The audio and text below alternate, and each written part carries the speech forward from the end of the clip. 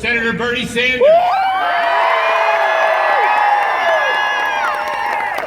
I have worked with Bernie for 25 years.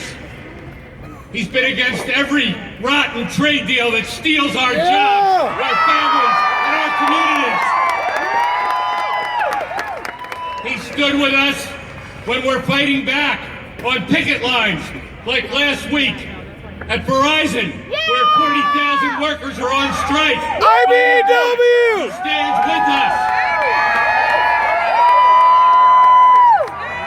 He stands with us when we fight for a living wage of $15 and not less.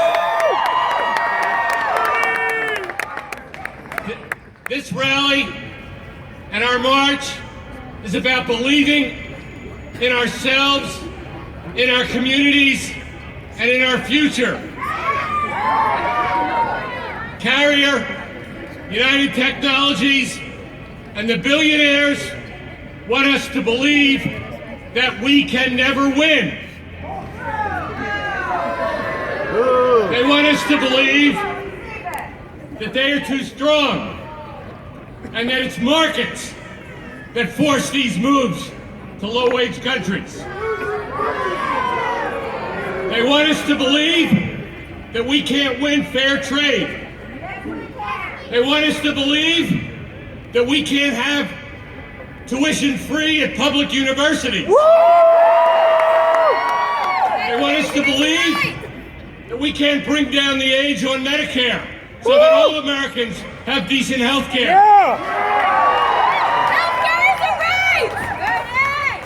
But we believe that we can win. We believe that we can win. We believe that we can win. Yes!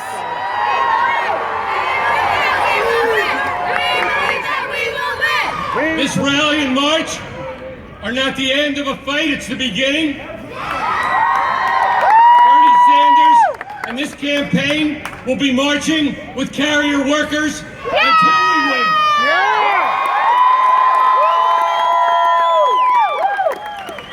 So let's all remember, when they say Bernie can't win, they mean we can't win.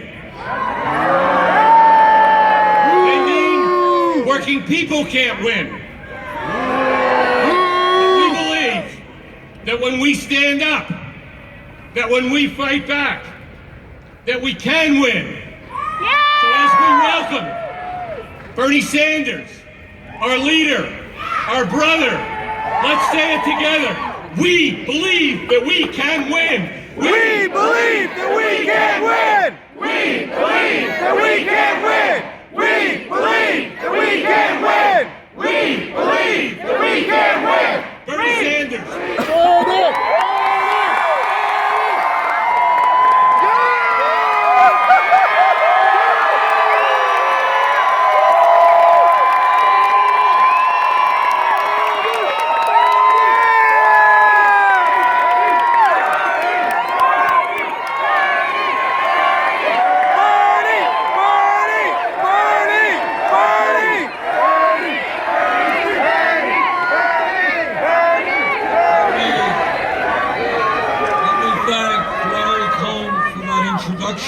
We love you, Bernie! Let me thank the United Steelworkers Local 1999 and Chuck Jones for endorsing our campaign. And I want to thank the United Steelworkers for being one of the great unions in our country. We all know that if we're going to rebuild the disappearing middle class, working people have got to stand together. We've got to fight back. That is what the steel workers are doing, and that is what the trade union movement is all about.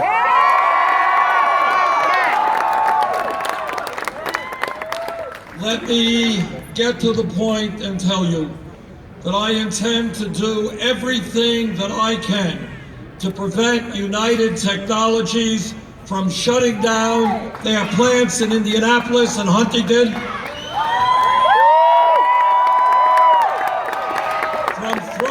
put 2,100 American workers out on the street and moving to Monterrey, Mexico, where they're going to pay people there $3 an hour.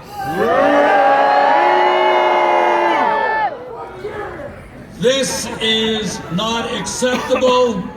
This is the kind of corporate behavior that is destroying the middle class of this country. Yes!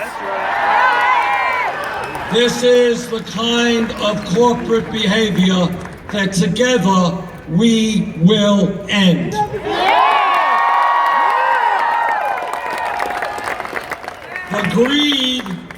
The greed of United Technologies is almost unbelievable.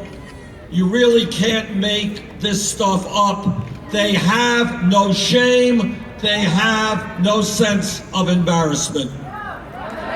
This is a company that in 2014 provided its retired CEO, Louis Chenevert, with a compensation package of $172 million.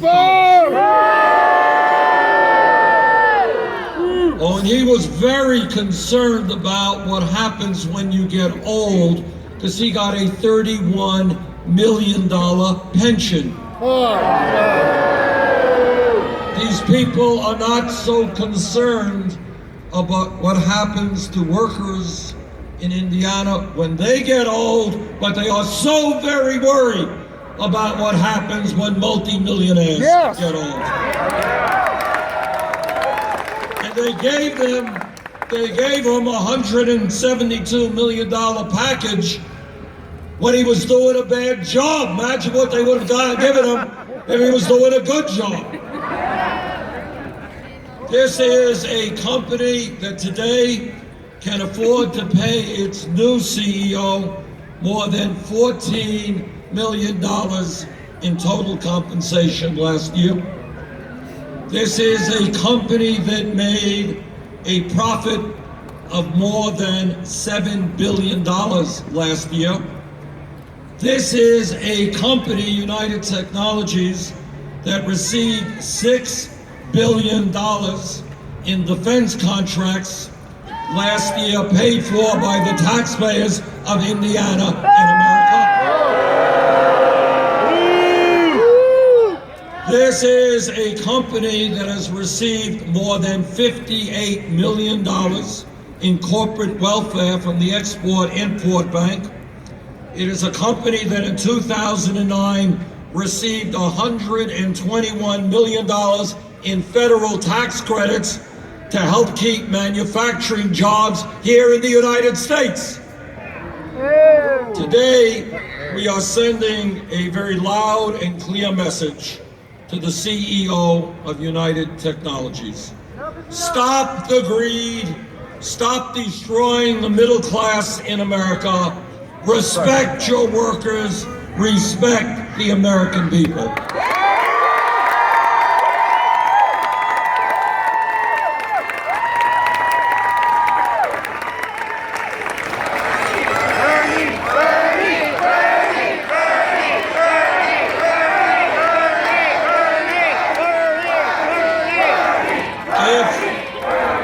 If United Technologies wants to receive another defense contract from the taxpayers of this country, they better not move these jobs from Indiana. And if United Technologies refuses to keep these jobs in Indiana, they must pay back all of the corporate welfare they have received. Every penny of it!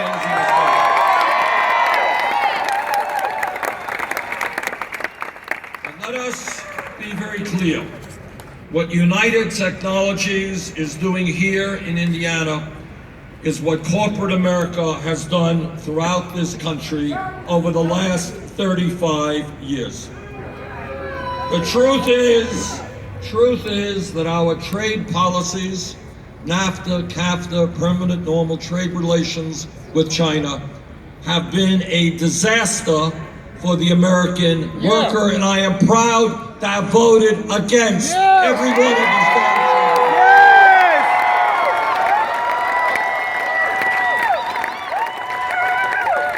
These trade agreements, all of them written by corporate America, have cost us millions of good-paying jobs in virtually every state in this country and have led us to a race to the bottom, where millions of workers now are working longer hours for lower wages. Since the passage of NAFTA alone in 1994, Indiana, this great state, has lost 113,000 good-paying manufacturing jobs. Look around this state, and you will find once vibrant and strong manufacturing towns like Gary, South Bend, Muncie, Bloomington, Indianapolis, and Evansville shattered by abandoned factories, shut down steel mills, sky-high poverty rates, and foreclosed homes.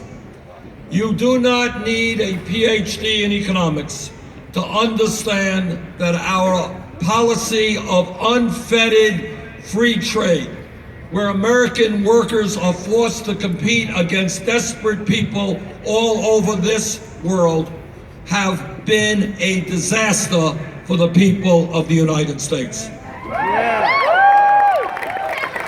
We need a new set of trade policies designed to protect working families and the middle class, not just the CEOs of large corporations.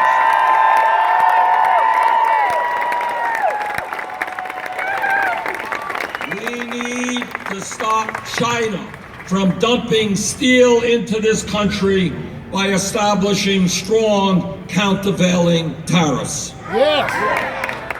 If corporate America wants us to buy their products, they have got to start manufacturing those products in Indiana, in Vermont, in America, not just in Mexico or in China.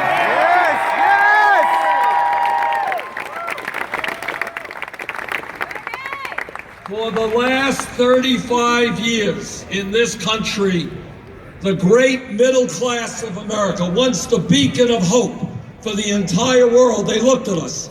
That great middle class has been disappearing. We have seen an increase in poverty, and we now have more income and wealth inequality in America today than at any time since 1928. And it is worse here than in almost any major country on earth. It is not acceptable to me that today, the top 0.1% now owns almost as much wealth as the bottom 90%.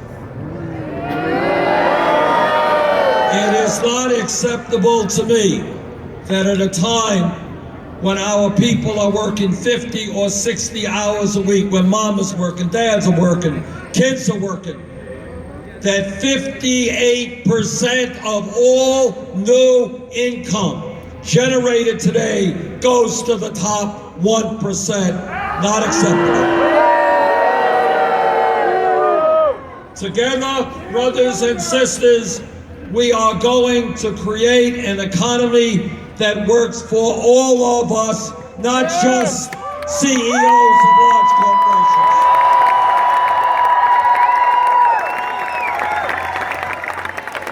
We are going to radically change these disastrous trade policies, but we're going to do more. We are saying here and now that if you work 40 or 50 hours a week in America, you should not be living in poverty. We're going to raise the minimum wage.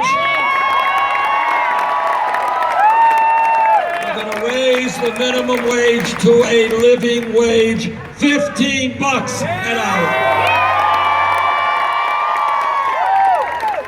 It is not acceptable that women today make 79 cents on the dollar compared to Not at men. all. And I know that every man here will stand with the women in Yes. the fight for pay equity. Yes,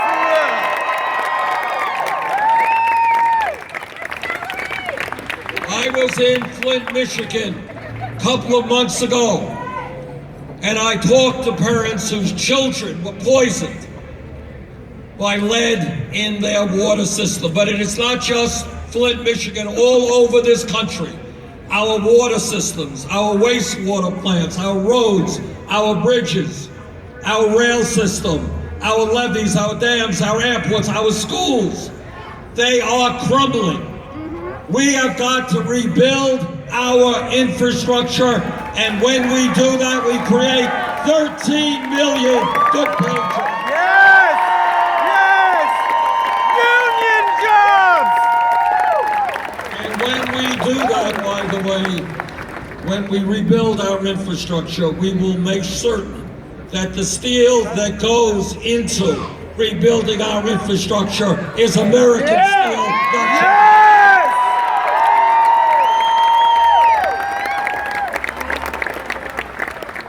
The American middle class will grow and not decline when the trade union movement in this country grows. Yes! And that is why we must expand collective bargaining rights for private sector and public sector workers. Yes! We need to make it easier for workers to join unions, Yes. not harder. Yes! That is why I will fight for legislation that says when 50% of workers in a bargaining unit sign a card to join a union, they will have that union. Yes! The United States today is the only major country on earth that does not guarantee health care to all of our people. Together, we are going to change that. Yes! Health care is a right Yes! for all people, not a privilege. Yes!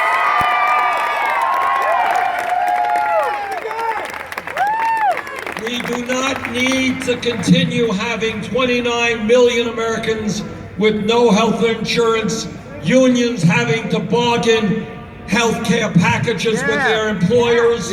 We do not need small businesses spending half of their life worrying about how they provide health care to their workers. Yes! We need a Medicare for all single-payer health care system.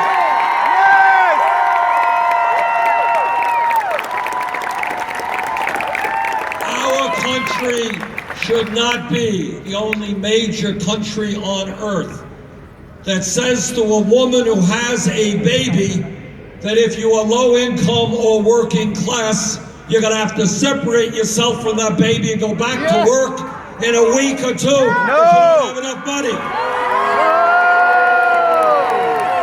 We are going to join the rest of the industrialized world and guarantee 3 months paid Yes! family and medical leave. Yes!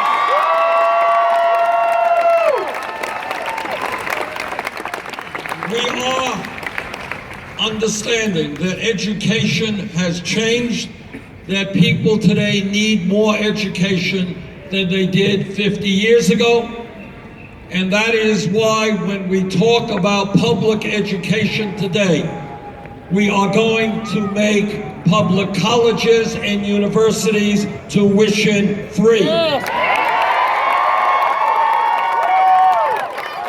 I want every kid in this country. I want every kid. I grew up in a family, didn't have any money. My parents never went to college. So I know a little bit about this. And I want every kid in this country who studies hard, who does their schoolwork well, to be able to get a higher education regardless of the income of his or her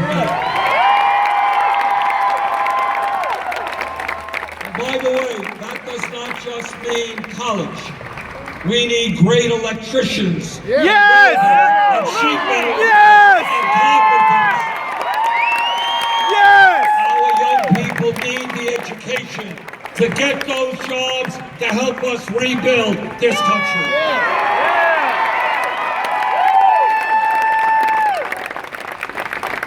In Indiana, in Vermont, all over this country, we have millions of senior citizens and disabled veterans trying to survive on $11,000 or $12,000 a year Social Security. And you know what? You can't make it on $11,000 or $12,000. Nope. We have veterans in America sleeping out on the streets.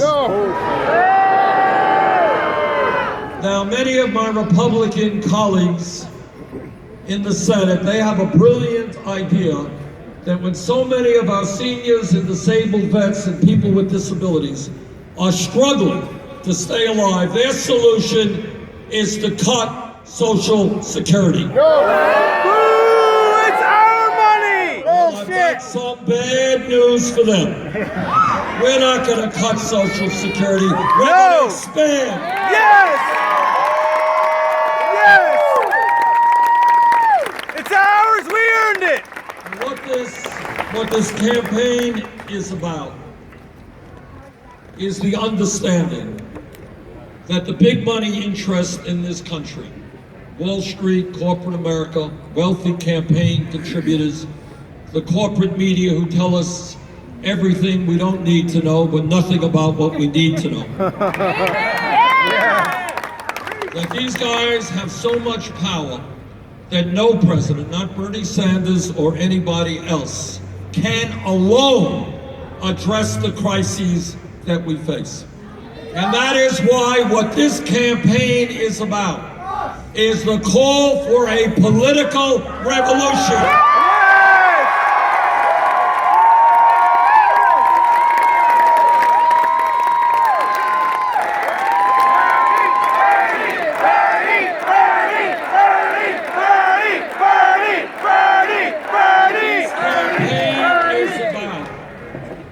Is having millions of Americans, working people, the middle class, low-income people, young people, stand up, get involved in the political process in a way that we have never seen before. Stand up and fight back so that we can create a government that works for all of us, not just wealthy campaign. Yes!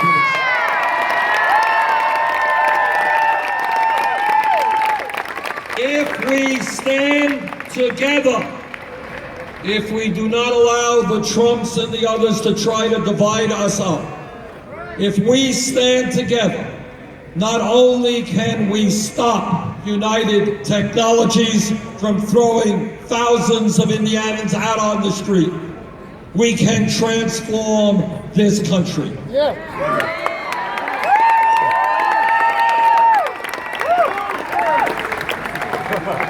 That is what American democracy is about. It is standing up, it is fighting back, it is creating a nation that works for all of us, not just the people on top. Let's keep fighting. Thank you all.